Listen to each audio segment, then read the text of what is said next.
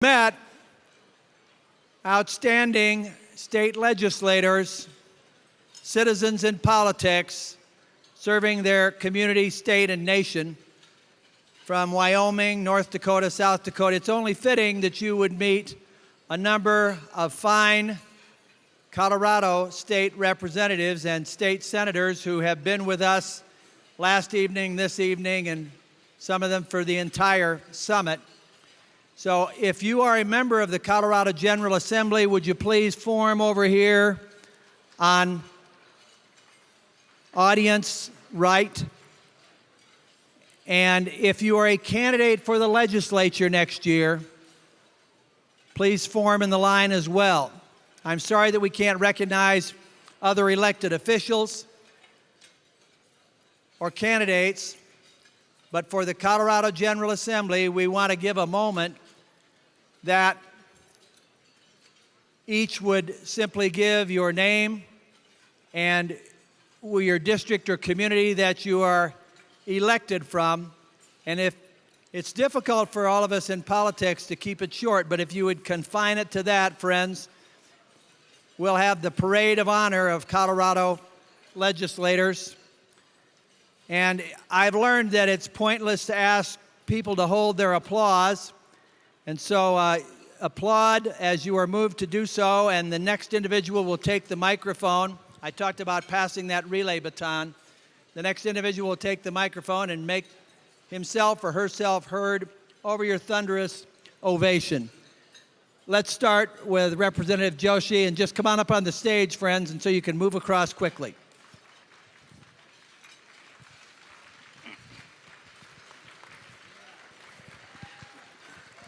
Fellow Americans, welcome to the new Colorado that we will be having next year.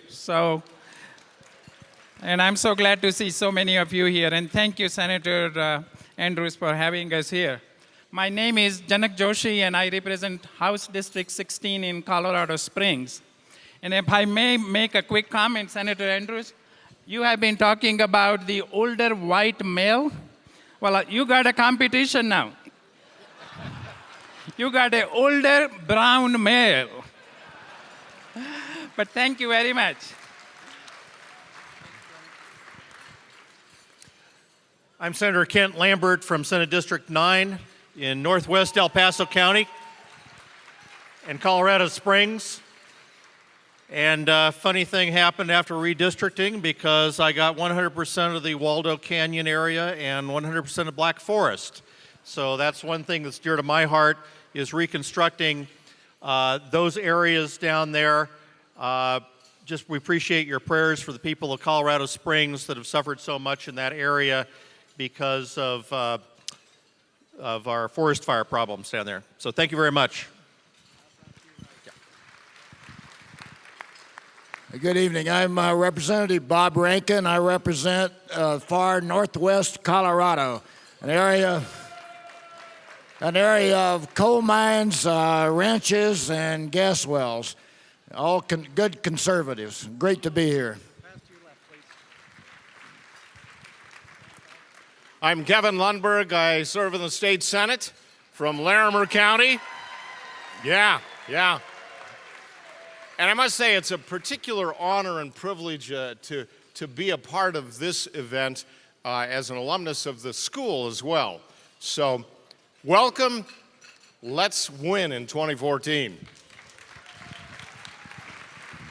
Good evening. I'm State Representative Jerry Sonnenberg, House District 65, which encompasses the vast majority of the 51st state, North Colorado. Thank you so much for what you do. Thank you for being here. Thank you for being helpful. We appreciate all you do to make us successful. My name is Senator Vicki Marble. I represent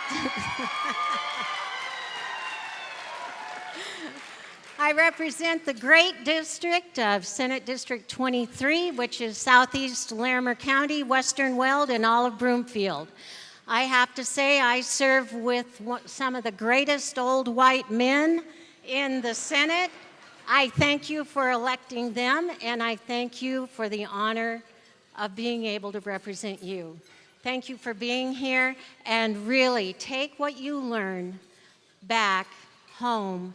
Talk to your neighbors, to your churches, and use this information to message that win for 2014.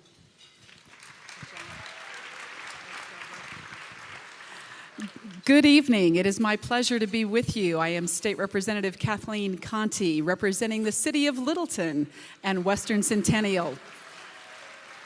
I tell everyone that if you look at the Capitol as bullseye zero and radiate out, I'm about as close as you get and be a Republican. It is my honor and joy to be with you tonight. This is two of my very favorite combinations of topics, Christian and conservative. Thank you so much for your attendance to be here, your commitment to take the information forward, and to influence the world that you are a part of. Thank you. Good evening. My name is Perry Buck. I'm the other half. I'm the other half of the better half, Ken Buck. I represent House District 49, which includes Larimer County and Weld County. After 120 brutal days in the legislature, I can't tell you how wonderful it is to be in a room full of fabulous conservatives. God bless you. Thank you so much for being here tonight.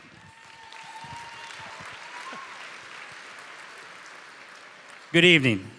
I'm Tim Neville. I had the pleasure of representing Senate District 22 at one time, but now I'm in the new Senate District 16, which is, follow me here now. It's a little smidgen of Denver. It's South Jeffco, West Jeffco, over the hills and through the woods to Gilpin County, and a little smidgen of Boulder. And my focus is replacing our Democrat up there right now, who is now the caucus chair, and bringing back some more liberty to all the people in Jefferson County, Gilpin County, part of Denver, and part of Boulder. Thank you and appreciate your support. How you doing? My name is Tony Sanchez. I'm running for State Senate District 22. It's my first Western Conservative Summit and definitely won't be my last. It's time for bold leadership in Jeffco. It's time to take back Jeffco, and it's also time to take back Colorado. Thank you. Once again, it's Tony. Hello, everyone. My name is Ronnie Nelson. I'm running for House District number 5, so you're sitting in it, and I'm uniquely qualified to run for state representative because I have a birth certificate. I'd like to thank you very much. Thank you very much. Good job, Ronnie. Thanks for coming, friend. Some of the cream of our state legislators and 3 candidates who aspire to the trust of their voters next year. Keep an eye on these good men and women. In fact, they deserve your standing ovation right now. I'm sorry to interrupt your meal, but on your feet and applause for these legislators, please.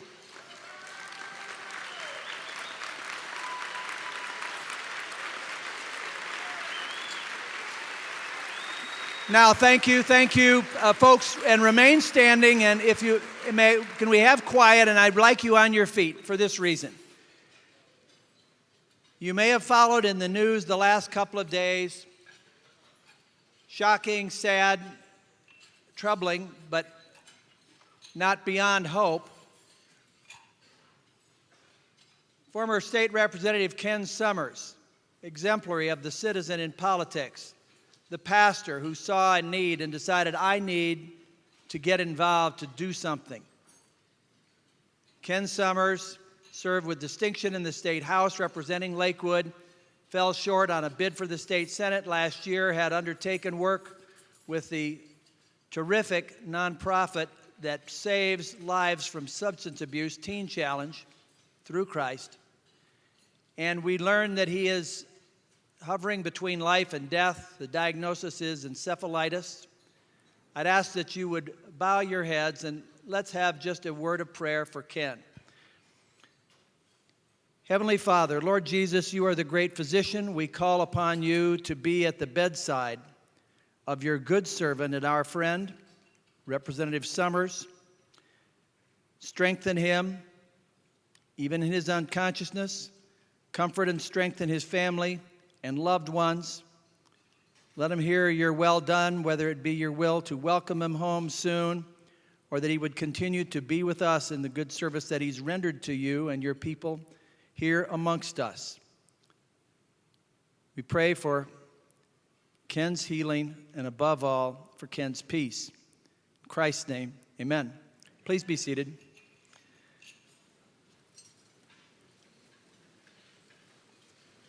Okay.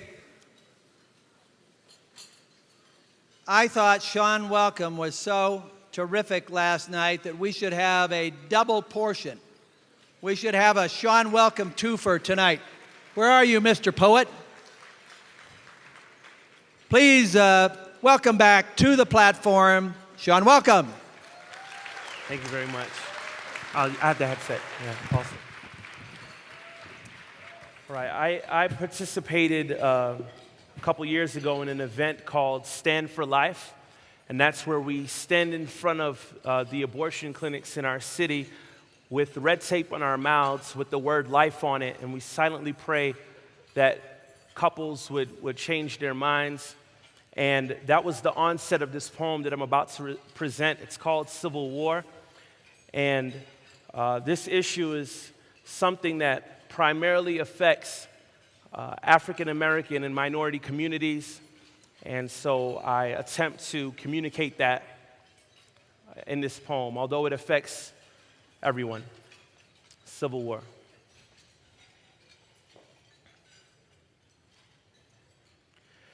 1861, musket rifles with mini-ball bullets blast across the Mason-Dixon line from both sides. Bayonets in my neighbor's neck if they're close enough. Gun smoke and tensions in the air. This won't end for another 4 years. The American Civil War.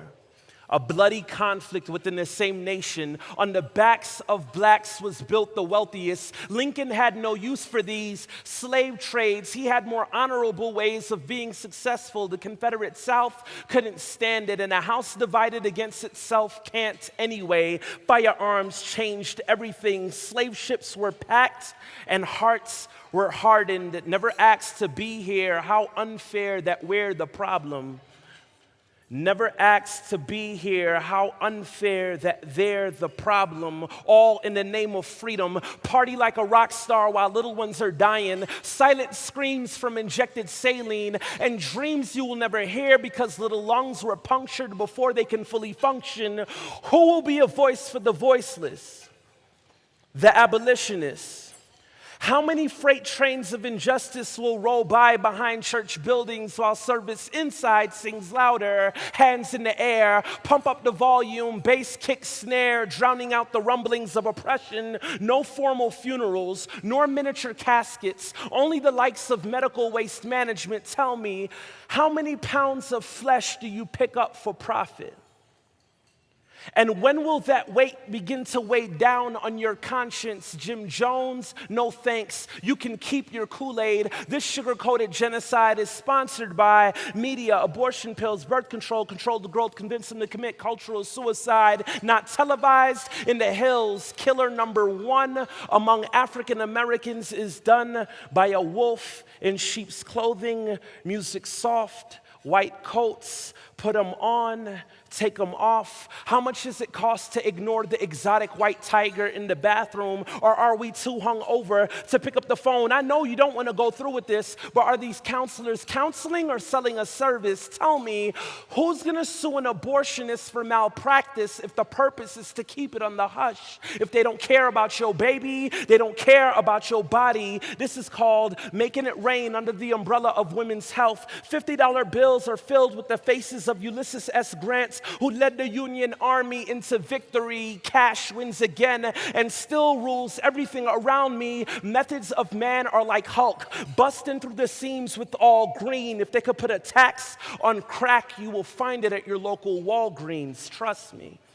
We take less than 2% of the cases, rape, incest, and life on the line to justify the 99 reckless who occupy all streets. Listen, men and women need higher standards and better judgment on my wish list. But hurt people hurt people. This all boils down to forgiveness. Where's the humility? Daddies running away like slaves from the so-called shackles and chains of responsibility. Meanwhile, mommy wants to secede from this union, and it only ends in bloodshed. History repeats itself. The new Civil War, where African Americans are still on the front lines. No jury, dying for the same reasons.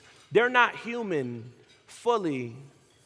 Slavery wouldn't have ended if it depended on quiet. Folks willing to take a bullet to their head in some riots. And I'm all for nonviolence because words can change trends. But worse than words from my enemies is the silence from my friends.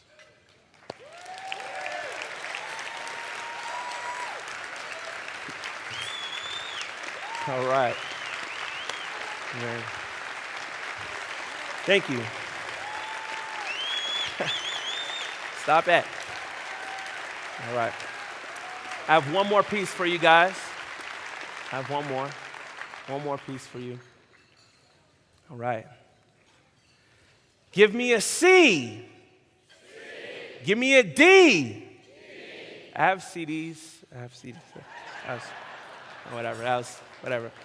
There's no other way to uplift the mood after a piece like that. But this next poem that I'm going to do and close with is called H2O.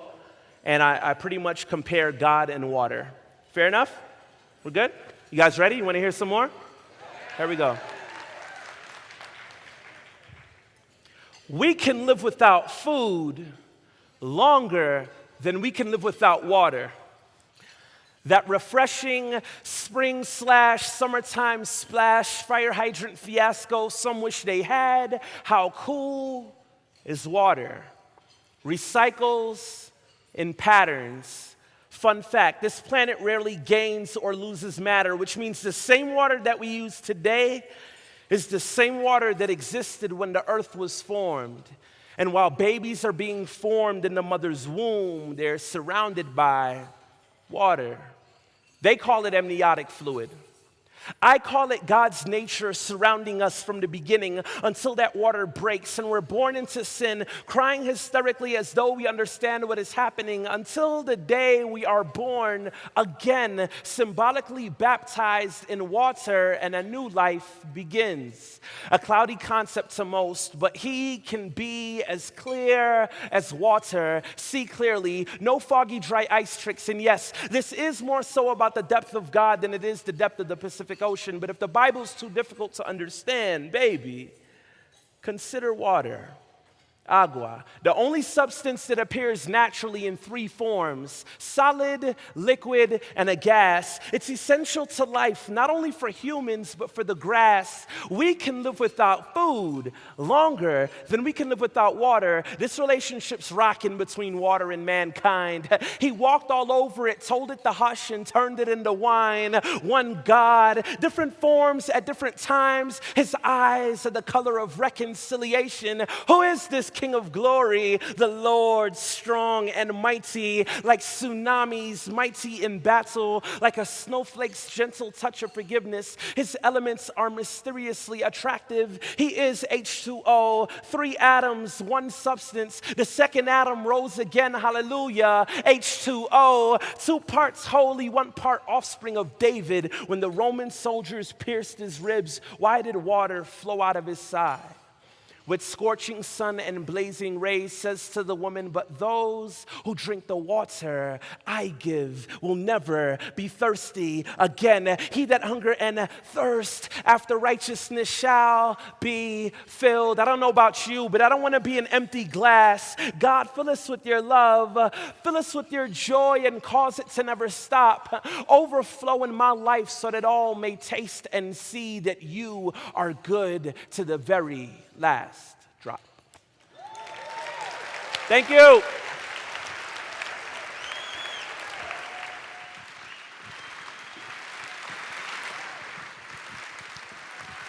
Sean, welcome. Sean, welcome. Water indeed to the thirsty soul. Sean, it's great to have you and Jana back with us this year. And folks, if you haven't found the moment to meet Sean and his wife, Jana, during some of our downtime, take advantage of it. You'll find it as delightful as it is to sit here awestruck with what he shares in his poetic gift. Look forward to lots of summit reunions with Sean and Jana. I want you to know now another distinguished Colorado Christian University class of 2013 graduate. She came to us from Oklahoma. She excelled as a scholar. She excelled as an athlete. We're awfully proud of her and expect big things as her career unfolds. To introduce our final speaker of a very full and exciting summit Saturday, now please welcome CCU graduate Gillian Foster.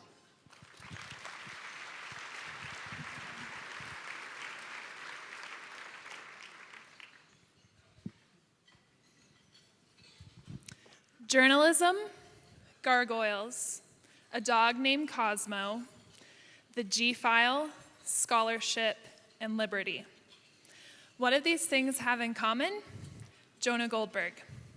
After graduating from Goucher College, Jonah worked for multiple news organizations, a publishing house, and taught English in Prague. When he was with New River Media, he wrote, produced, and edited 2 historical documentaries on gargoyles in Notre Dame. Jonah is also a prolific Twitter user. When he isn't commenting on politics, he can often be found tweeting pictures of his beloved dog, Cosmo. Cosmo has also written a few political columns of his own that Jonah has graciously published on Cosmo's behalf. Thankfully, Cosmo shares his owner's political perspective because, as Jonah puts it, dogs can't be liberal. They may try to run their owners' lives, but they don't care to run the lives of people they've never met.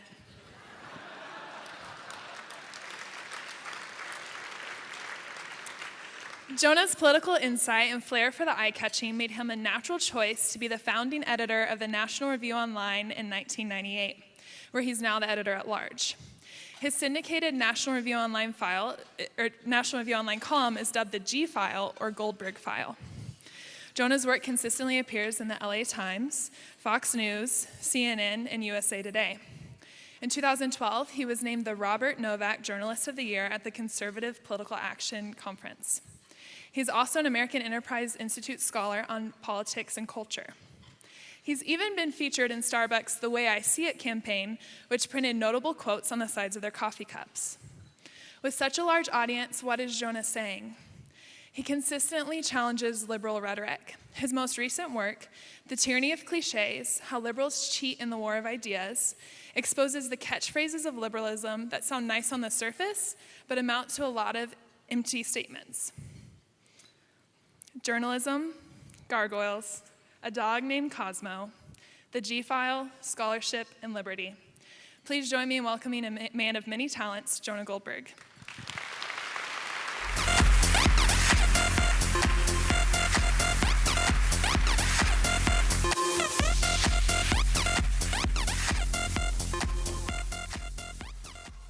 Whoa, it's bright.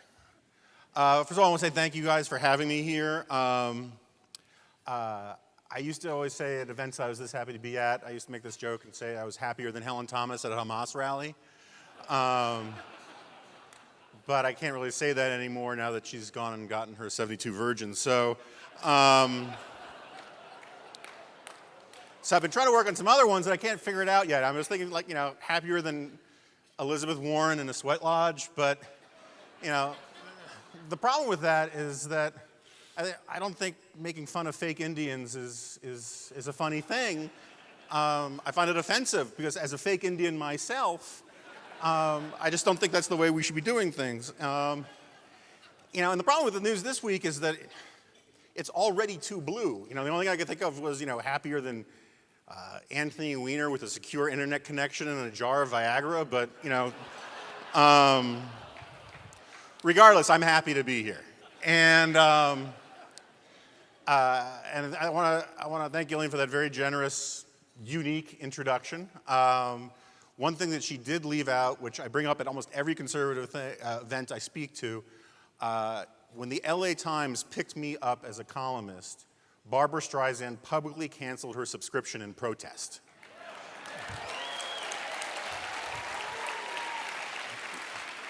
And in the world I come from, that's sort of the highest note you can leave the scene on. And if I don't bring it up, who will? So John Andrews told me I should be funny and philosophical in 25 to 30 minutes, which is going to be kind of tough. I kind of feel like the taxidermist. Kind of feel like the guy who wants to become both a veterinarian and a taxidermist.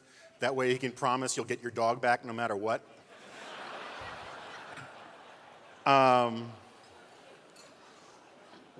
When I asked my wife, who's a professional speechwriter, when I asked her what I should talk about, she just told me, well, why don't you just take a page from President Obama and make the speech about yourself?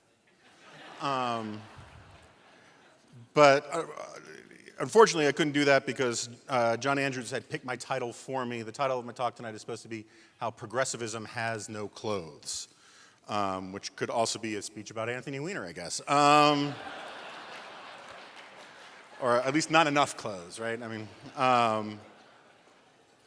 so let me come at this from a sort of a weird angle and come at it from politics a little bit. A lot of people on the right have been talking for a long time about why Mitt Romney lost. And there are a lot of perfectly valid, intelligent reasons. We've heard them all before. Among them, the ones I think that are among the most important in terms of mistakes that we don't want to repeat again is, first of all, he ran that race as if it was his to lose. He ran it as if he was 3 points ahead rather than 5 points behind. And that led to him the second problem, which was there wasn't enough embrace of serious, bold ideas, of real reform. There was a lot of Hallmark card kind of, I love America, and that's going to get us across the finish line. They believed that this was going to be a referendum on Obama, and we didn't need much of an agenda on our own. And I think they muzzled Paul Ryan, who actually had a real agenda, but he was number 2 on the ticket. And then the last problem is what I've been calling for a very long time, Mitt Romney's authentic inauthenticity problem. What I mean is that, Mitt Romney is an honorable and decent man. I think he would have been a great president. He's clearly a wonderful citizen, philanthropist, generous guy, family man, and all the rest. But the problem is he just seems fake, right? He seems like the picture that came with the frame.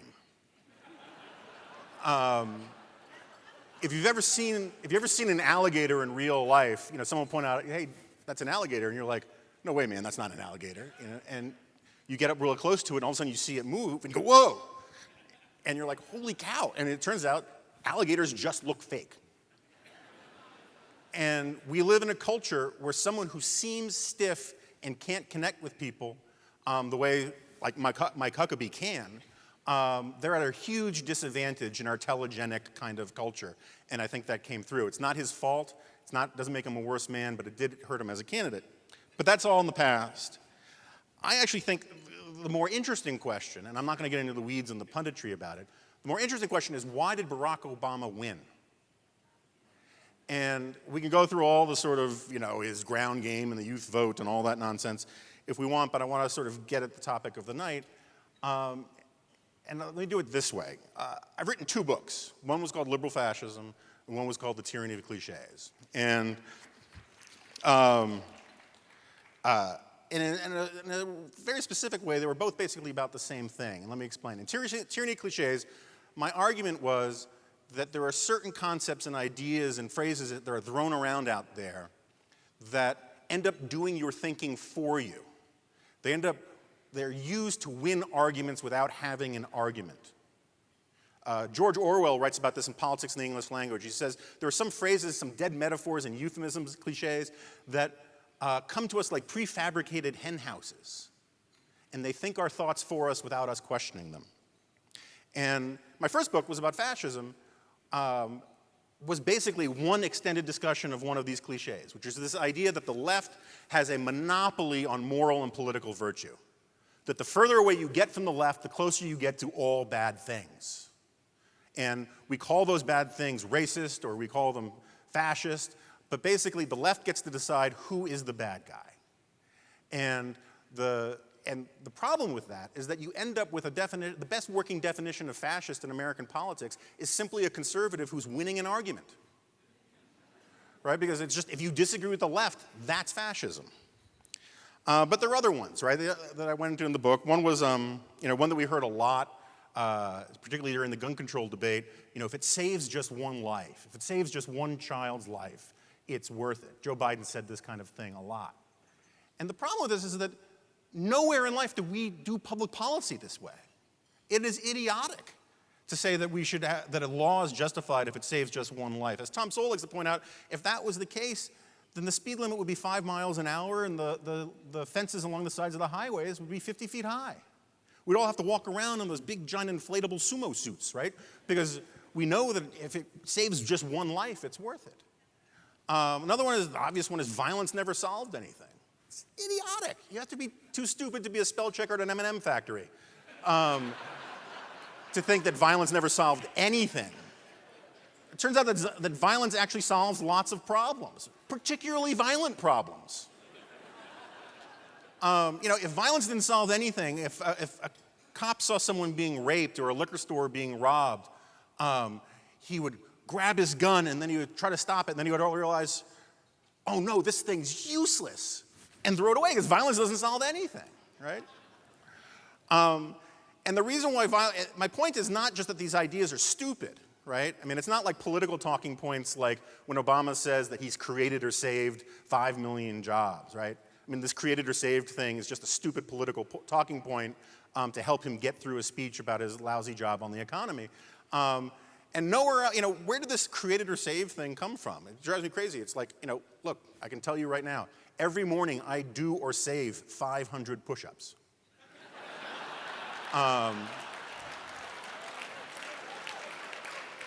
It's logically completely what they call non-falsifiable, right? It's like me saying, I promise you, this podium is scaring away the unicorns. Prove me wrong, right? The point is not just that they're stupid phrases. The cliches I'm talking about have deep ideological agendas that sneak past our radar. And so like with violence never solved anything, people forget that it was Gandhi who basically gave us this idea that violence doesn't solve anything. We get a little bit from Thoreau, but mostly from Gandhi. And people forget that Gandhi meant that as an argument solely against the West, solely against the British. Because he knew when he was dealing with the British happened to be, whatever the faults of the British Empire, and there were plenty, happened to be at the end of the day a deeply moral and decent people who were open to moral suasion. Orwell writes, and he's great on Gandhi, Orwell writes about how if there was a Gandhi in the Soviet Union or in Nazi Germany, we have no idea who he was because he was carted off in the middle of the night and killed along with his family. The policy of nonviolence only works on decent people and decent societies. And so it's telling that when Gandhi preached nonviolence to the West, his advice to the British was, during World War II was that they should simply surrender to the Nazis. He says, give up your island, give up your homes, but keep your principles. His advice to the Jews was that all of the Jews of Germany should simply commit mass suicide, because that would show the Nazis. Now, my last name being Goldberg, you could probably guess, I don't find this the most efficacious policy proposal. Gandhi never told Adolf Hitler, hey man, cut it out, violence doesn't solve anything. He wrote letters to Hitler calling him his friend. And so this is my point, is that there is a deep ideological thing loaded into this stuff. And the cliche that Barack Obama lives and breathes in are all these variants of community. This idea that government is us, which he says all of the time, or government is just another word for all those things that we do together. I like how he says, if one person has a problem, we all have a problem. And if that's the case, I want President Obama to come to my house and fix my toilet, right? Part of the problem with this idea is that, in a free society, the whole point of having a free society, the whole point of trying to earn happiness, of having your individual pursuit of happiness, to have earned success, as Arthur Brooks of the American Enterprise Institute likes to talk about, the whole point of that is that some of your problems have to be your own if you're ever going to have a sense of accomplishment in your life, if you're ever going to feel like you are deserving of rewards, you have to have solved things on your own a little bit. But that's not the vision that we get. You know, one of the ones that drives me crazy is Hillary Clinton's idea. She said in 1995, and then Melissa Harris Perry on MSNBC, she's the woman with the tampon earrings. They've both said, in the words of Hillary Clinton, we as a society need to move beyond the idea there's any such thing as somebody else's child. Now, it seems to me that my child is mine, and the reason we have a Second Amendment is I get to enforce that fact. And if you think my child is yours and you're not my wife or my mom, we're going to have a big fight. I don't know how many of you caught it, but the Democratic National Committee, Democratic National Convention in 2012, I was there in North Carolina for reasons I gather having to do with original sin. And the opening video at the Democratic Convention begins with this line, has this line in it which it says, "Government is the one thing we all belong to." Now, as sort of a Tea Party-ish kind of guy, when I hear that, I want to sort of flip the safety on my rifle, right?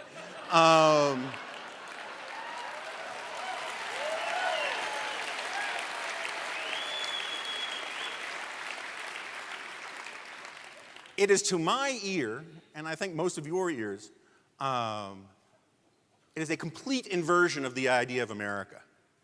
The idea of America is that the government belongs to us. We don't belong to the government. Subjects belong to the state. The government belongs to the citizens in a republic and in a democracy. And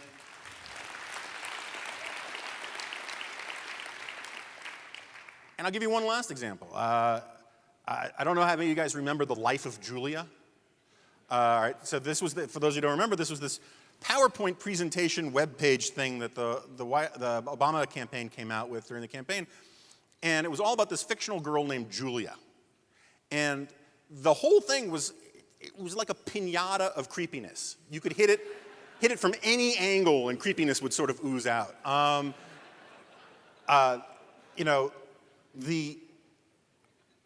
There was, I don't know, but the whole idea was that here's Julia, right? She doesn't have, there's no mention of a husband anywhere in the thing, right? Probably the creepiest sentence in American politics in the last 40 years was under the frame. Every frame begins with the words, "under President Obama." And one of the frames begins, "Under President Obama, Julia decides to have a child."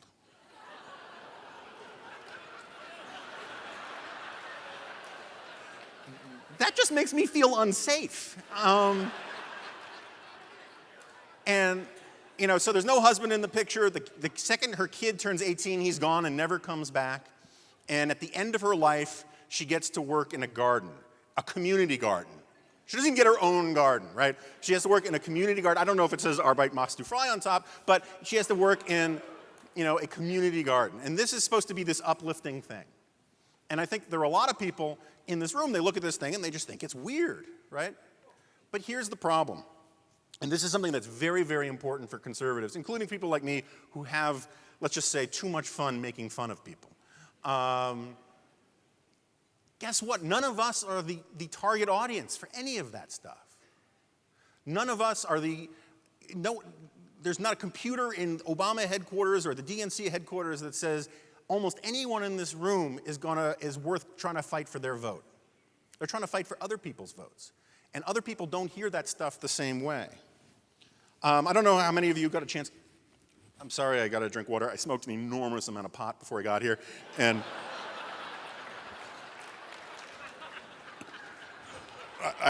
I get dry mouth. I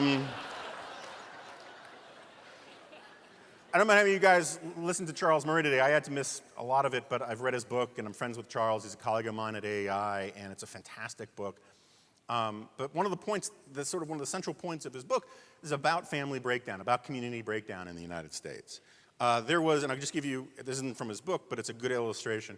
A few months ago, there was an interesting piece by a columnist for the Washington Post, a black guy, and It was about why African Americans aren't playing professional baseball anymore. We're at the lowest number of blacks in professional baseball since the early 1970s. And there were a lot, he went around and talked to a lot of people in Little Leagues and all the rest and asked people, and there were a bunch of different explanations. Not, this wasn't the only one, but one of the explanations that really rung home with me was that baseball is a game that is taught by fathers, right? Think about it. To learn baseball, you gotta have catch in the front yard, play a game of catch in the front yard. To understand baseball, you gotta have the old man sitting next to you explaining the absolutely ridiculous rules and the numbers and the stats and giving you a sense that this is something fun to get involved in. In basketball and football, these are games you learn from peers. You play down just out in the street or down at the local playground or the courts. It's very easy. It's something that you learn from your friends. You don't necessarily learn from your dad. And it turns out that the family breakdown that was once considered a crisis in the black community when Daniel Patrick Moynihan wrote his report 40 years ago is at greater levels now than it was back then for blacks, for whites now. This is an American problem, not a black problem, not a Hispanic problem. So you have these people who simply grow up with single moms. Single moms can be the greatest, most wonderful, most hardworking people in the world. The simple fact is there's just not enough time in the day to be a single mom and do all of the things that two parents can do. I'm not trying to denigrate single moms at all. Lord knows, they work hard and I'm sure they try their best. But as Charles likes to say, you don't often hear about single men coaching soccer leagues. And the reason why you don't is because men tend to do what their wives tell them to do. And if you're not married, and unless you want to go pick up some, hot single moms, it just doesn't occur to you to do that kind of stuff. And the family, as we've known since Aristotle, is the bedrock of a community. But there are other things tearing apart communities. Globalization, the changes in the economy. There are things that are happening because of immigration that have caused people to sort of retreat from civil society in a lot of ways. Technology in terms of the internet and all that kind of stuff is accelerating this sort of alienation and all of that. And the reason why I bring it all up is it's simply that if you grow up in that environment, you don't stop wanting to belong to something simply because you don't belong to something. Robert Nisbet, one of my intellectual heroes, wrote a wonderful book called The Quest for Community, which was, at its core, it was about how we are hardwired to want to belong to a group, to belong to a family, a community, that we yearn for that sense of making a meaningful contribution to others, and that it is hardwired into us as much as anything else. And so here's the thing. If you live in a society, if you grow up in a family that is sort of deracinated and alienated, if you grow up in a community that is sort of barren, you don't lose that hunger. You look to satisfy it where you can. If you're starving to death and someone tells you you can't have surf and turf, you don't say, well, then I'm not going to eat. You'll eat Funyuns. You'll eat anything that someone has to offer if you're starving for it. And the same thing goes with people who want to belong to something. And so when they hear Barack Obama or Bill Clinton or Hillary Clinton or any of these people saying government is the one thing you belong to, government is the one thing that we all belong to, that we can be part of, they hear that as an attempt to satisfy a deep and sincere and ultimately very good human need. The sad thing is it just doesn't work. But this is where the whole point of the speech with the progressivism has no clothes, right? The whole idea of progressivism for the last 100 years has been this idea to do what Woodrow Wilson called, get the individual to marry his interests to the state. FDR, when he campaigned in 1932, he spoke to what he called the forgotten man. And it's not the forgotten man that Amity Shlaes talks about, that's an older version of it.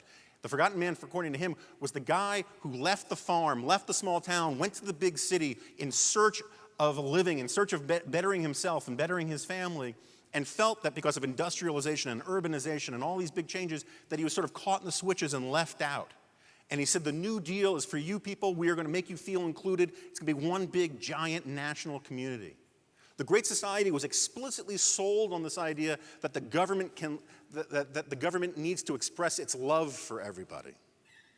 And this brings me to what I call for years now the fundamental category error of politics. It is a mistake that libertarians never make. It is a mistake that conservatives only sometimes make, and is a mistake that liberals accept as an article of faith. And it's simply this: the government cannot love you. The government cannot be your mother, it cannot be your father, it cannot be your family, it cannot be your church, it cannot be your synagogue, it can't be your friggin' bowling league.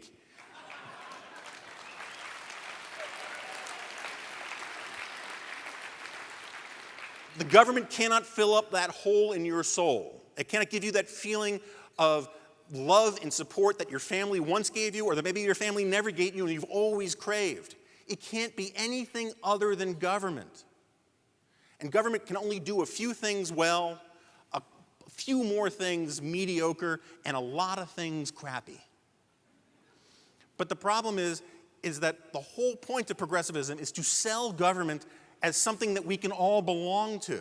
This is why I hate the expression, we have to dedicate ourselves to a cause larger than ourselves. You hear it from John McCain, you hear it from Barack Obama, you hear it from politicians all over the place. And the reason why I hate it isn't that I disagree with it. The simple fact is, we are all dedicated to causes larger than ourselves. The only person I can think of who isn't dedicated to a cause larger than himself is Hannibal Lecter. And he doesn't even exist, and he actually kind of liked Clarice, right? So that's not even a good example. My family, my daughter, I mean, who wouldn't take a bullet for their children? Our wives, our businesses, our churches, our synagogues, our communities, our little leagues, the thousands of points of light, as Papa Bush would have said, the little platoons, as Edmund Burke used to say. These are things that give us meaning. They give us huge meaning. My problem with when politicians talk about dedicating ourselves to causes larger than themselves is that they invariably mean it in terms of some big federal government program. And that is what is so scary. They talk about, paid volunteer programs. Last time I checked, I just thought a paid volunteer was a job, right? I mean, I don't. And this is one of the things I think that conservatives need to keep in mind, is that in a very important sense, maybe not entirely a literal sense, which Joe Biden has done such violence to the distinction between literal and figurative, but in a figurative sense, all the groups that you people belong to, all the reasons why you came to an event like this, the whole conservative movement, which I basically dedicated much of my life to as a cause larger than myself, we're not a political movement in a very serious way. The whole point of the movement is to say, the whole point of conservatism, the thing I love about conservatism and about libertarianism is that they are both partial philosophies of life. Conservatism and libertarianism don't tell you what clothes to wear. They don't tell you what foods are acceptable. They tell you how government should be organized. And maybe if you're a social conservative that's tied into a religious tradition, they tell you about how you should personally live, but not how you should tell other people how to live. And when you look at progressivism, it's the complete opposite. It's about, telling people what food is okay to eat, what clothes are okay to wear, what doctor is okay to go to. It is control. In California, they've been trying to take over, to have the utilities be able to take over your thermostats and run them for you. They literally want to control the air you breathe. Hillary Clinton, when she says we have to move beyond the idea of somebody else's child, what's left for you if your child isn't yours?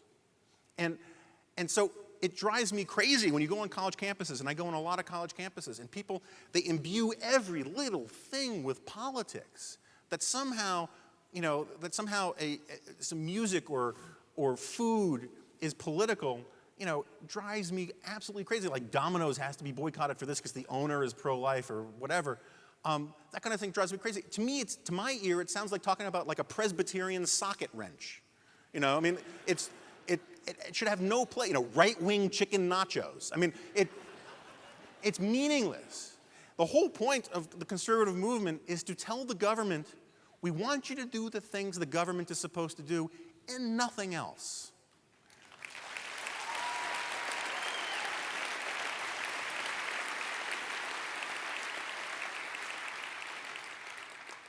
So there's this, so here's the problem, and here's why I want to leave you with an idea. I'm a little over time, but such is life.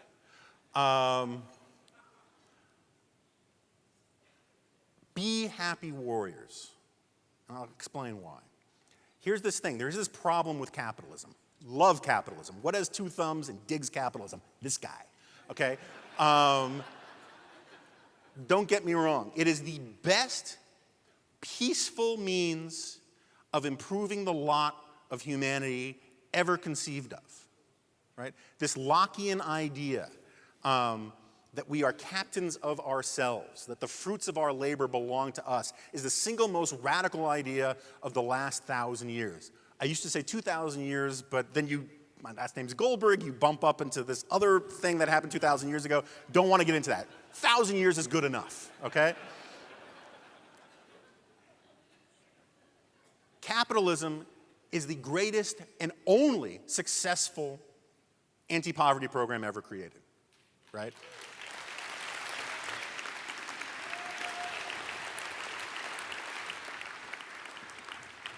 There's this big thing in the sort of progressive egghead literature. They call it a lot of different things. One of the things they call it is authoritarian capitalism, right?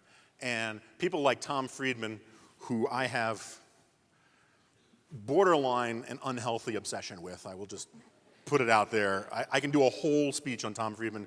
I'm not quite at the point where I'm following him around with a gray Buick with my trunk lined with garbage bags, but I want you to know where my biases are coming from. Okay, so Tom, one of my problems is I try to be an interesting writer and change things up and do different topics and all that kind of stuff. Tom Friedman has like a macro on his computer where he just waits to talk to one new cab driver or one new CEO and then hits F10 and vomits up the same column 30 times a year about how China is awesome and America sucks. And he's been trying to tell people, he's been doing what some social scientists call lying.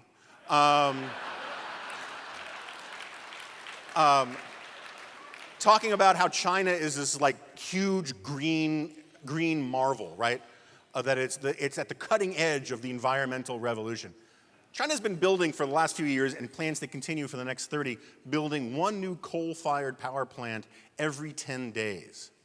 In China, the air is crunchy and the rivers are on fire, okay? He has in his book, right, in one of his books, he has this chapter called China for a Day. And the whole point of this book is that America needs to be China for a day. He says, what's awesome about China is they can just get things done, right? And his example is the fact that China banned plastic bags. Now, let me be very clear with you about this. China didn't ban plastic bags. They passed a law that's not enforced in most of the country that you have to be charged the equivalent of like what my Safeway does, charge you like a nickel to use a plastic bag. But I guarantee you, get on a plane, leave from here, go straight to the airport, fly to China, you will see plastic bags. The scourge has not been eliminated. Anyway, but he says, what's so great about it is they didn't have to worry about parliamentary democracy, they didn't have to worry about, the courts, they just simply said this needs to be done and they did it. And so the upshot of all of this is that the founding fathers, when they did all that stuff about checks and balances and the rule of law and the separation of powers and all of that, they were idiots because they didn't say we should do all that stuff for 364 days of the year and then on the 365th day of the year, we should have Tyranny Day. And we could really have huge progress, right? So anyway, China has, in the last 30 years, lifted enormous numbers of people out of poverty, right? And how did it happen? Well, they switched to markets. Ugly, corrupt, inefficient, crony capitalist, corporatist, I would argue fascist markets. But they're markets, their own markets, right? They switched to this idea that the market is actually a useful tool for public policy. They come to this decision very reluctantly. When I say reluctantly, I mean reluctantly. First, they kill 65 million of their own people. And when that doesn't work, they're like, damn, I guess we'll try markets. And boom, hundreds of millions of people are lifted out of poverty. Hundreds of millions of people can read for the first time, eat meat for the first time, live indoors for the first time, go to school for the first time. And people like Tom Friedman, with that porn stash of his, press their faces up against the glass like a kid at a candy store, and they say, wow, it must have been the authoritarianism. And here's the thing, authoritarianism has kept people poor for millennia, right?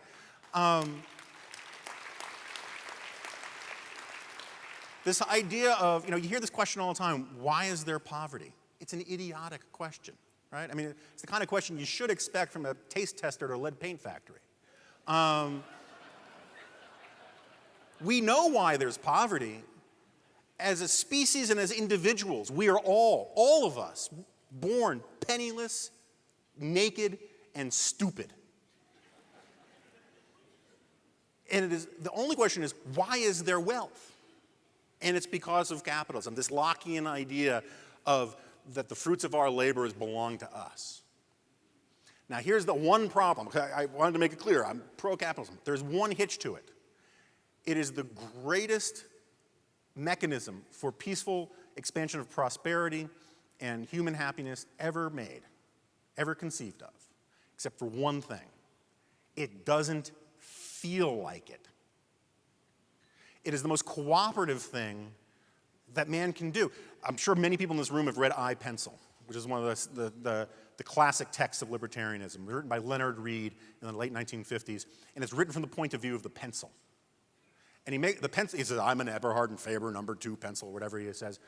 And the whole point of the essay is, no one knows how to make a pencil. No one.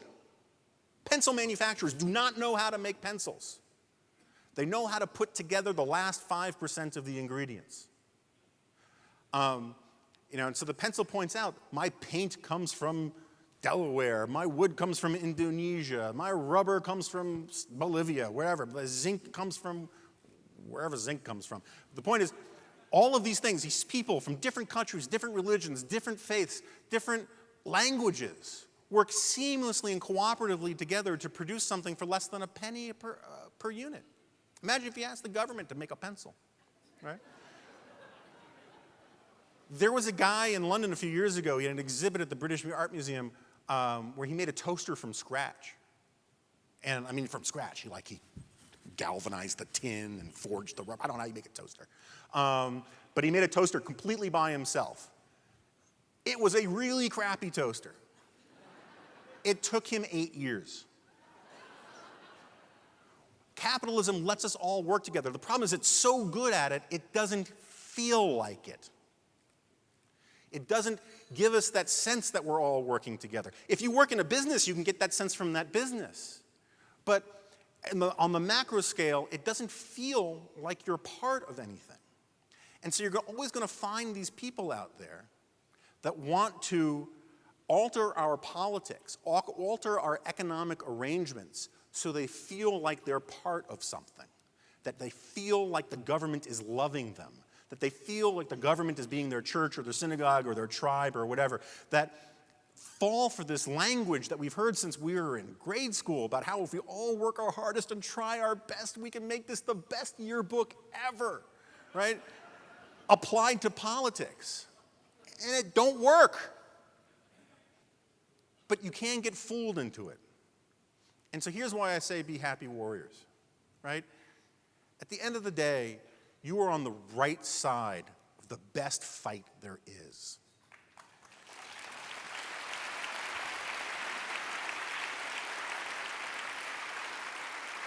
You're not just in the best fight because it's the fight for liberty, which is good enough. That's pretty good.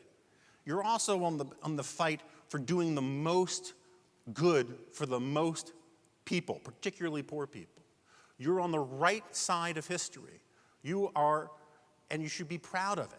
I talk to a lot of sort of older audiences, and almost invariably during the Q&A, some guy, often like in a red blazer and orange pants, and he's like, he's some older gentleman, and he's been fighting the good fight his entire life, and he asks me, how are we going to put an end to this? And how are we going to put a stop to that?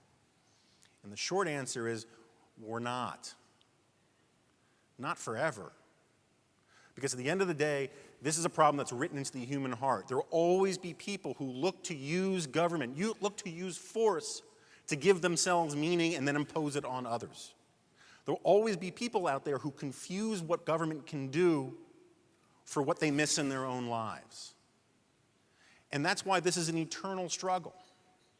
And that's okay, because it's a really good struggle to be in. And if you can't do it every day as a professional, full-time political warrior, that's okay too.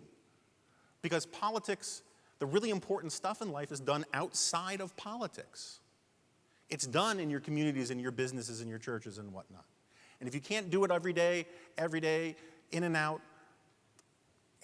maybe help out somebody who can. Because at the end of the day, T.S. Eliot was right. There is no such thing as a truly lost cause.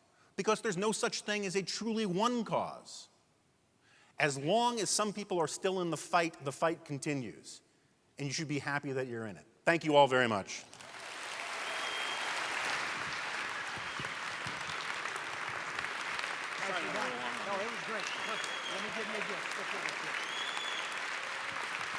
Jonah Goldberg. Thank you, Jonah.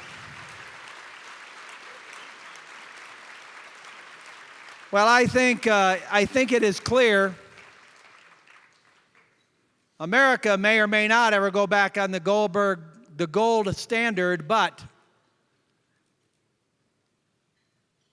crazy, wildly zany, happy warrior conservatism remains on the Goldberg standard. And Jonah, we have a portrait of you to take home. I'm not sure whether this depicts you writing another edition of the G-Files or maybe tweeting a picture of Cosmo for you, the Goldberg Art Gallery at home. Thank you so much. It looks like a conservative Mao.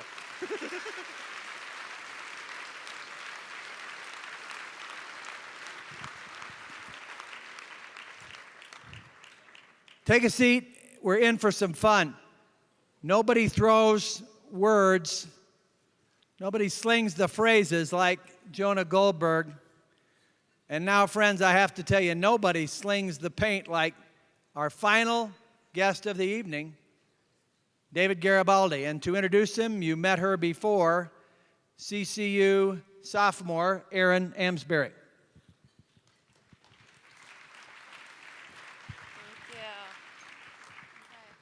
Well, I hope you all have had a great day and a great weekend so far. Throughout the day, we've had some really great speakers who have challenged, inspired, and encouraged. And in true Western Conservative Summit, we will finish the night off with an artist who will do just that again. So, just back from Tokyo and the ESPYs, our entertainer for the evening, David Garibaldi, is a creator who has taken painting to a new level and turned it into a performance. He combines music and artistry to create what he calls performance painting. David was a graffiti artist growing up in Sacramento until his high school art teacher inspired him to take his art to the next level. From that day forward, he has done just that and has inspired people all over the world through his work. At only 29 years old, David has raised over $1 million for nonprofits across the nation through his art. He works closely with charities including World Vision, Echoes of Hope, Sacramento's Children's Home, and also the Special Olympics. With a love for all art forms, David will combine them all here for us tonight in a blending of music, color, rhythm, and hue. He will keep us guessing until the last second. Tonight, he brings his studio to the stage of the Western Conservative Summit. So please prepare to be blown away by his passion and purpose as he brings art to the stage in his electrifying way. Please welcome Mr. David Garibaldi.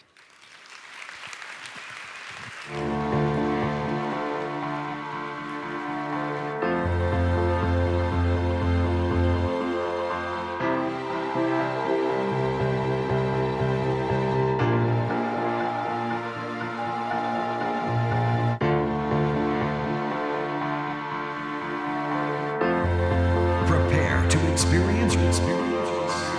He is a tremendous artist, and the way he presents it is phenomenal. You never know what the final image is going to be till the end. Sensory experience. It's not just about the painting, it's everything else involved that makes it so natural. Rhythm, color, culture, and energy. It's like a game show. I'm sitting on the edge of my seat going, what is it? What is it? Oh my gosh, my gosh, my gosh, my gosh. Let's make some noise for David Garibaldi.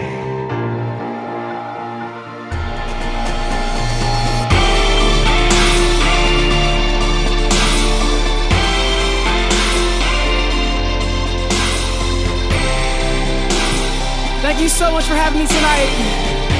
But I do need to know, are you ready for this right now?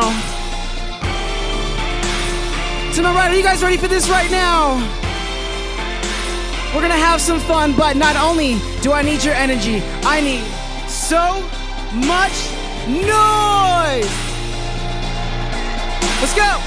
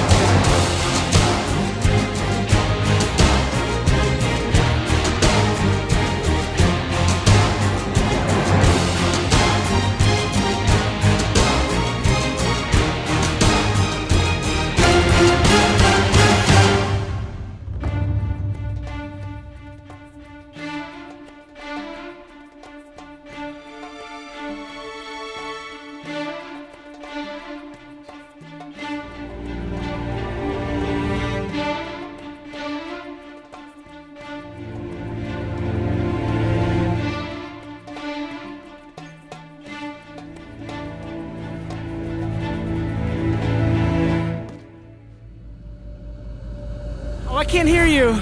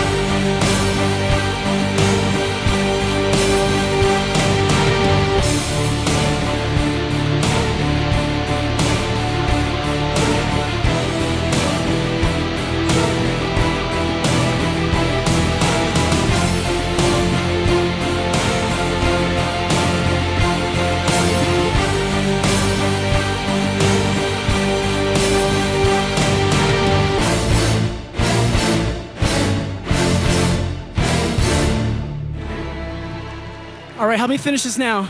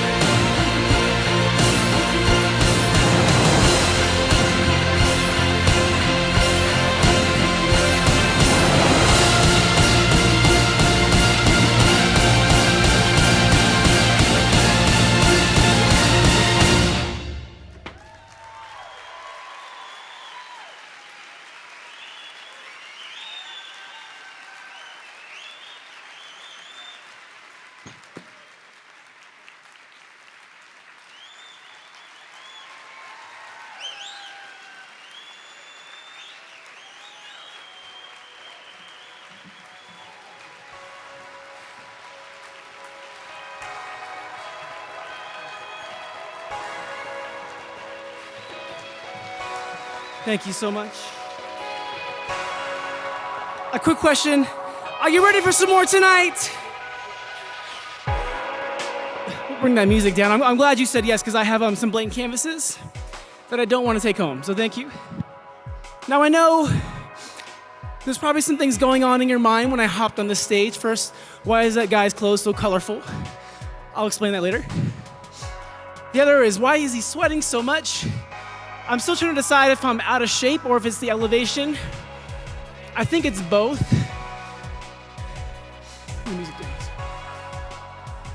But also, you're probably wondering is, how many clothes does this guy go through? To answer your question, a lot. Matter of fact, just the other day, I had a conversation with my dry cleaner. Didn't go so well. I brought a pile of clothes she was not happy to see. She said, David, I can't get these spots out of these clothes. You've got to go somewhere else. I'm like, look, we'll talk about this later, Mom. I'll talk to you at dinner. But believe it or not, I actually used to do paintings larger, sometimes faster than the painting I just created for you on this stage. Now, it was graffiti and it was illegal, but I was 14 or 15 at the time, living in Sacramento, California, which is still my home today. You can find me painting on anything, standing up, trains, walls, just things I did not own. I was as ignorant as they come. I just wanted to create. There was a night, though, that just sparked some change in that thought process. It started with the clicking of cans, and it ended with the sound of police sirens. And this foot race began between myself, my friends, and one of Sacramento's fastest runners, I think. And there was an 8-foot stone wall between two very different scenarios. One of them, naturally, going home with the police officer. The other, an opportunity to change, to think differently. Luckily, I made it over that wall. I told myself a few things. The first thing was, David, you were out of shape. You need to lose some weight. The second thing was, David, you need to make some new friends. The third thing was a question. What are you doing with this creativity that was given to you? You didn't ask for it. You didn't buy it. You stole some things, but you didn't steal that. What are you doing? The answer came in the form of my high school art teacher. We're walking in his classroom. He's about 8 foot tall, fiery red hair, eyes that could see through my soul, and everything I stole and painted on. But no, he said, David, I know what you're doing in the streets, but let's make a deal. He said, David, the more time you spend in the classroom creating, the less time you spend in the streets painting. So I took him up on this deal. I was learning how to create these short animated films, how to bring my ideas to life. But I was also learning these lessons no one in the streets was talking to me about. Dreams, aspirations, how and why to be tenacious, to go after the things living in your heart as crazy as they are, like jumping around and sweating profusely on stage, just like that. That crazy. Some time went on. Unfortunately, by the time I figured out what I wanted to do in high school, it was too late. I didn't go to the college that I wanted to after high school, so I was working odd jobs. I was moving around from place to place, couch surfing. I eventually lost the one good job that I had. I was a phone banker. Artists and money. I just like to round the numbers up, so it didn't go well. But I was living in this little apartment about the size of this canvas on stage. Wasn't that big at all. But I remember just sitting on my couch and just making this commitment to myself because I had nothing. No one's gonna hand anything out to me. If I was gonna do anything, I had to start it on my own. So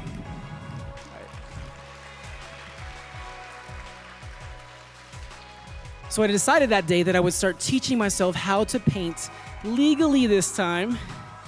I went and bought my first art brushes and paints. I set them up in my little one-bedroom apartment. I began to teach myself how to paint. I was painting fast, but I was also going broke at light speed. So I went to local jazz clubs and nightclubs. I started finding a way, how do I start bringing these paintings to market? So I would go to places where people were into art and music. I would sell these paintings here and there, and they were smaller, and I was doing them in an hour's length, but I knew it had to be bigger. There was something bigger waiting.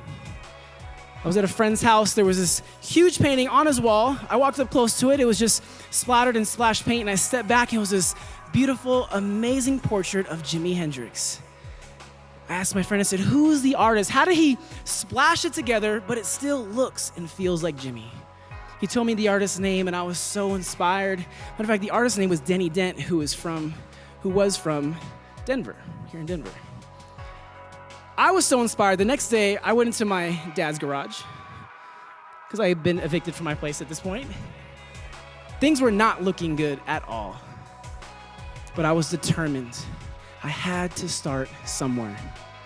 But I was in his garage throwing some paint around. Naturally, my dad comes out with a concerned look on his face, staring at the wall. So this is my son's life. Splashed on the wall. It's like, no, Dad, what do you see? What do you see? What do you see? He's like, is that Chewbacca? What is that? I was like, well, it's Bob Marley, but I can see that. It needs some help. I need some work. So I began practicing more, disciplining myself. In this art form, there's no coaches. It's an entrepreneurship. You start on your own. But I began teaching myself this art form, and eventually I was performing on stages in front of beautifully dressed people like yourself. I wore my formal wear tonight. I just threw on a bow tie. But I remember this reporter, he came and asked me, he said, David, what do you call this show? I said, I call it Rhythm and Hue. It's music and color. I turn on the music, I set up my brushes, some paints and a canvas, and let the music help me paint the portrait. He said, okay, I get that, but at these shows, how does the crowd react? And I said, well, normally the crowds, they make so much noise.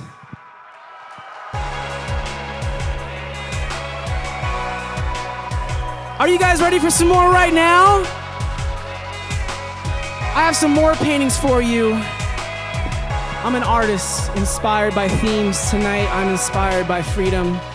So is it okay if I create another symbol of freedom tonight? Is that okay? Let's have some fun. Let's go.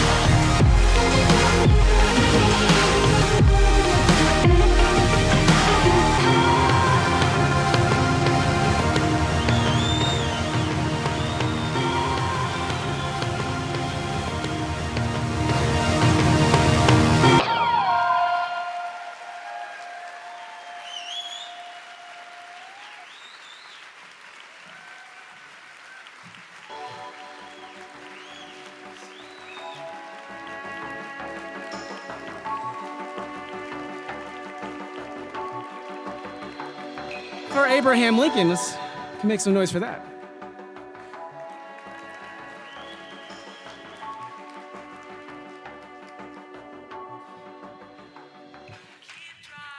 A few years into this journey of rhythm and hue, I'm 30 now.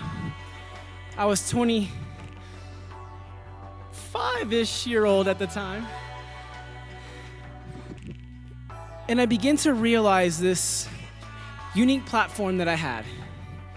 To take what is only a few $100s in materials on this stage to bring value to them by organizing these colors on this canvas, hopefully creating an entertaining experience. Have you been entertained so far? Whew. I was worried for a second. But figuring out how to take these things that had little or no value at all and bringing value to them. So then I began to realize how unique this is, what it takes to do that. And I thought, how could we use this to not only entertain, but to benefit and inspire others along on this journey? So not changing what I was doing, but changing the reason, the purpose behind it. I set this crazy goal that I wanted to raise $1 million for nonprofit organizations and charities through the auction of my artwork at various events. These charities included Special Olympics, Easter Seals, World Vision, things that I believe were helping empower people to not just give them something, but to actually teach them a way. And so we continue this journey, and this past year, did anyone watch America's Got Talent last season? Round of applause, it's okay. I was fortunate enough to be a finalist on America's Got Talent last season. I came in fourth. I lost to Latte Dogs. It's cool though.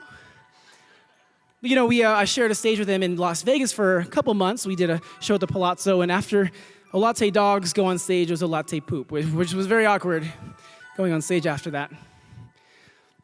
But during this run, through that process, we ended up meeting that $1 million goal before I turned 30, which was amazing.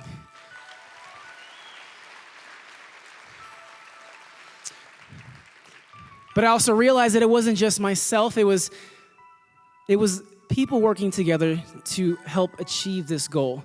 Now these colors on my shirt represent these 4 colors: cyan, magenta, yellow, and the color black, which is key.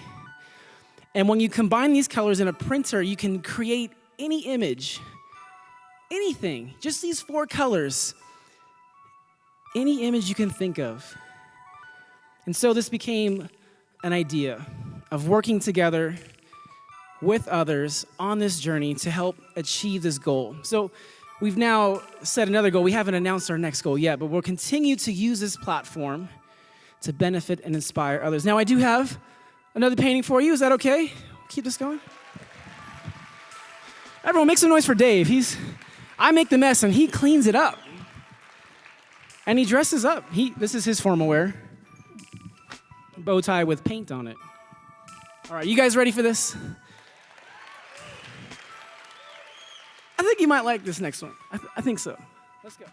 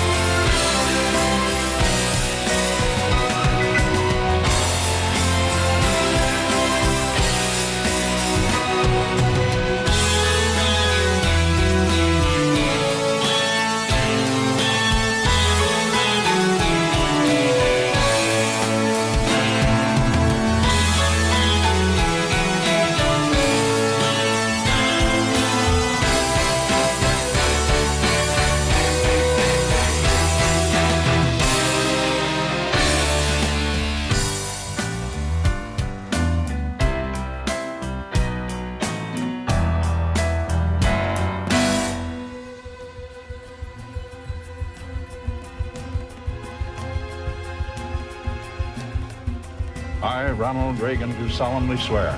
I, Ronald Reagan, do solemnly swear that I will faithfully execute the office of President of the United States. that I will faithfully execute the office of President of the United States. And will, to the best of my ability, preserve, protect, and defend. Preserve, protect, and defend. The Constitution of the United States. The Constitution of the United States. So help you God.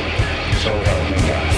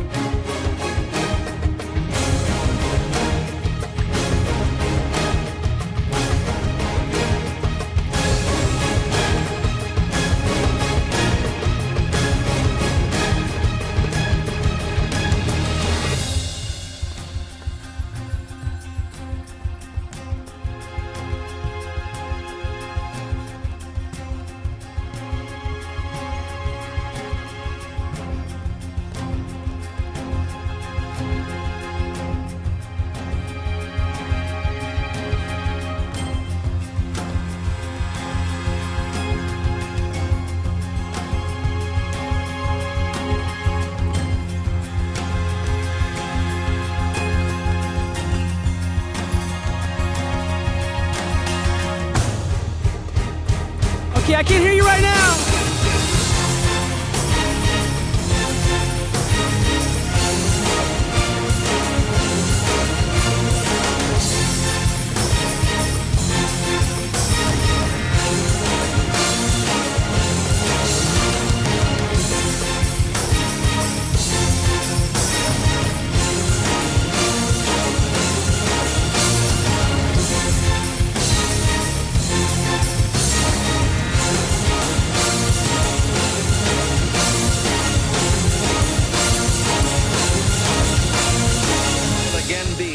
The exemplar of freedom and a beacon of hope for those who do not now have freedom. For those neighbors and allies who share our freedom, we will strengthen our historic ties and assure them of our support and firm commitment. We will match loyalty with loyalty. We will strive for mutually beneficial relations. We will not use our friendship to impose on their sovereignty, for our own sovereignty is not for sale. As for the enemies of freedom, those who are potential adversaries, they will be reminded that peace is the highest aspiration of the American people. We will negotiate for it, sacrifice for it. We will not surrender for it now or ever.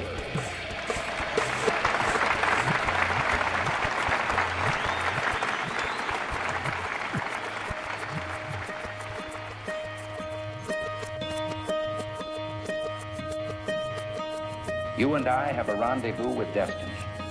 We'll preserve for our children this, the last best hope of man on earth, or we'll sentence them to take the last step into 1,000 years of darkness. To make our own decisions and determine our own destiny. Thank you very much.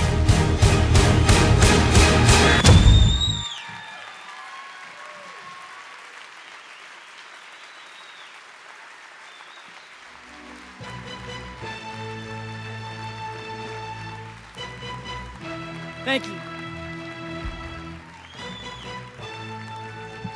Now, I do have time for one last painting. Can I give you one more right now?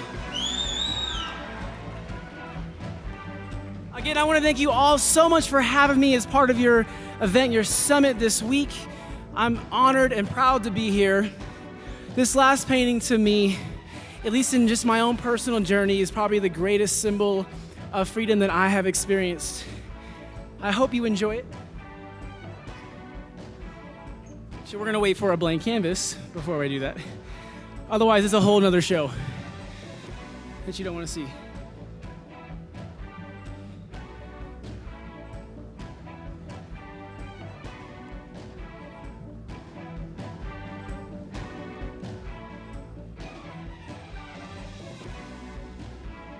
Now, after the show, I believe there's going to be an online auction of one of the paintings from tonight. I'm not sure the nonprofit organization that'll be benefiting, but it will be listed with it in the online auction. You can get some more information after this event. And I am ready to go.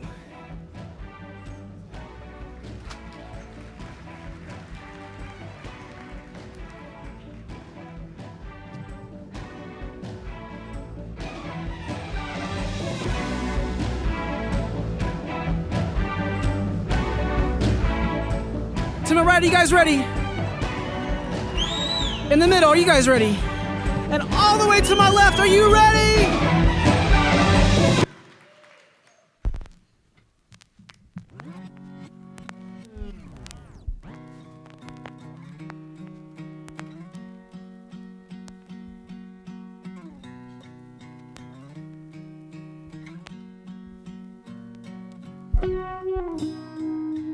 At the start, he was there, he was there.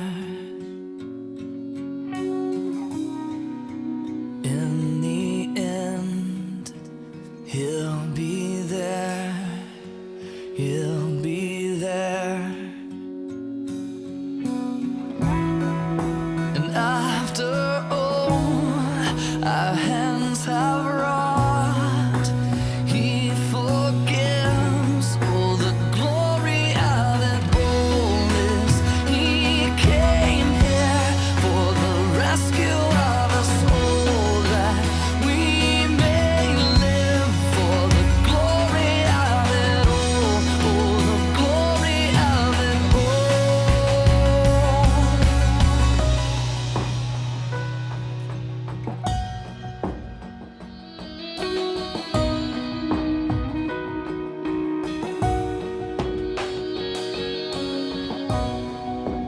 all is lost. Find him there, find him there. After night, dawn is there, dawn is there.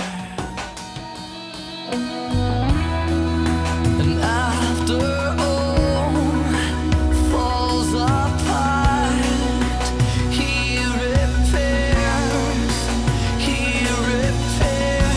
for the glory of it all. He came here for the rescue of us all, that we may live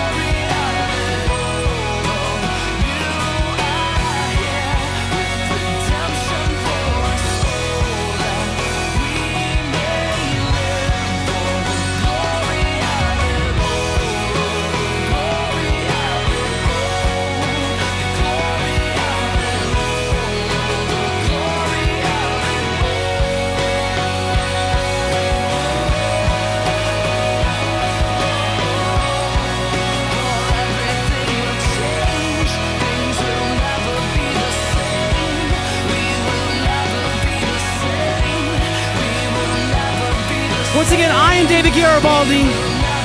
This was Ribbon and Hugh. Did you have a good time tonight? Did you have a good time tonight? And one more time to my left, in the middle, and the right, make some noise!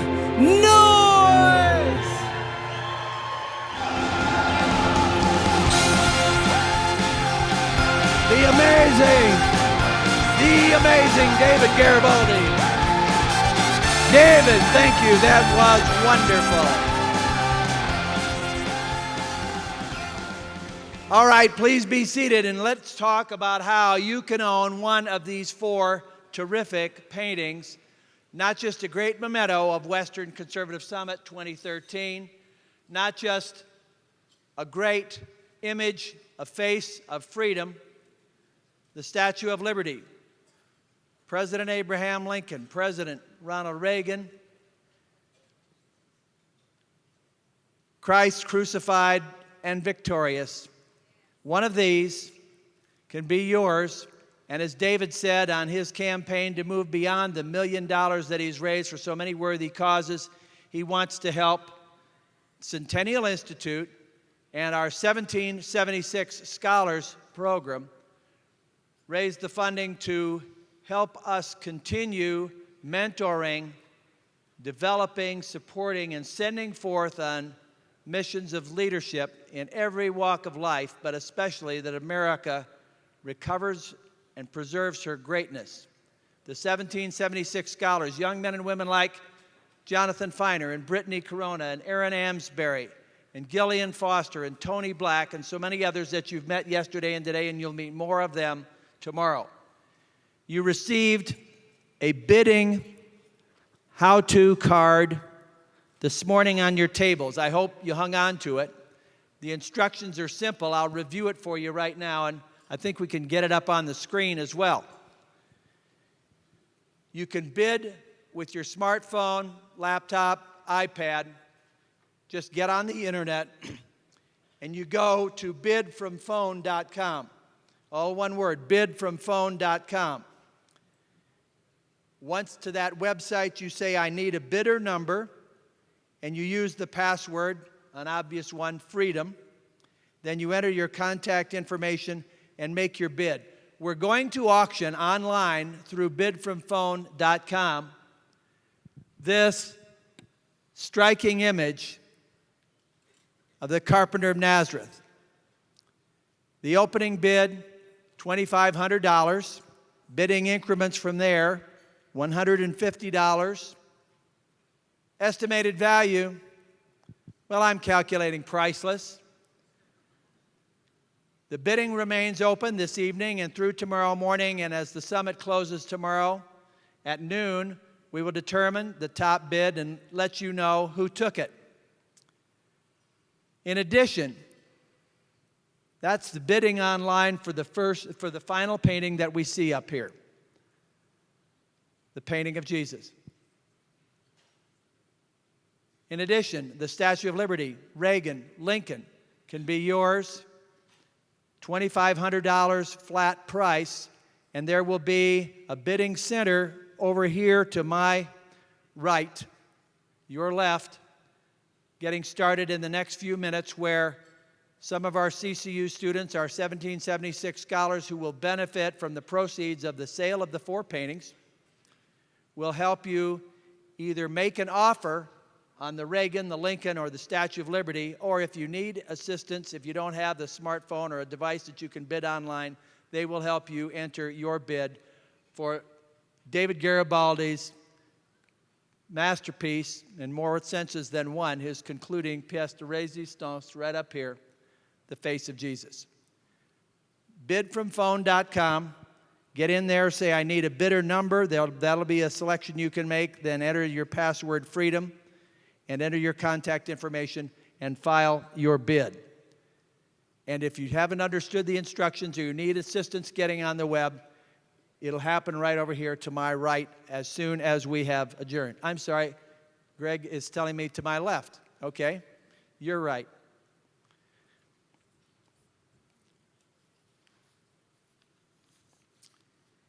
In addition, as you wrap up this evening, get in that packet of yours, lots of valuable registration and summit information. If you haven't had a chance to look at Conservative Persuasion Boot Camp, this is a terrific experience that is a summit bonus tomorrow afternoon after our concluding brunch with Alan West. Right here in Centennial Ballroom, we'll have a 3-hour interactive learning experience on how to improve our conservative messaging, one of the big themes of this weekend. We've got the right principles, the right timeless truths. We need to communicate them better. We need to learn to speak the language of the customer. We've got to empathize and not just put across the facts and the logic. Conservative Persuasion Boot Camp, how many were at the first one in Colorado Springs a few weeks ago? I think some of you were. Some of you are going to be helping us as facilitators when we move from the instructional part where James Golden and Bill Whittle will give the boot camp persuasion instruction. When we move into the workshop around your tables, the simulations, the role play, how do you convince that coworker, that relative that believes that government health care is the answer or higher taxes is the answer? How do you get the freedom message across in a winsome manner? This is a terrific afternoon. If your stamina will take it, I urge you to join us right here for Conservative Persuasion Boot Camp tomorrow afternoon. You have to sign up at westernconservativesummit.com. You can also sign up at the Centennial booth outside in the exhibit area to your right as you exit. We'll be back in here at 8:45 in the morning for chapel with Lee Strobel, and then a terrific morning program climaxing with Alan West, as I mentioned. But wait, there's more tonight.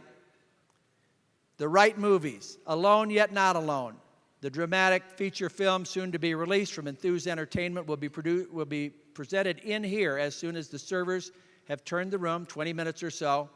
And also, over in the mineral rooms, those 3 great documentaries. The Cost of Amnesty and Illegal Immigration, called They Come to America, Part 2, presented in Mineral C and D. Steve Laffey's documentary, Fixing America, presented in Mineral F and G.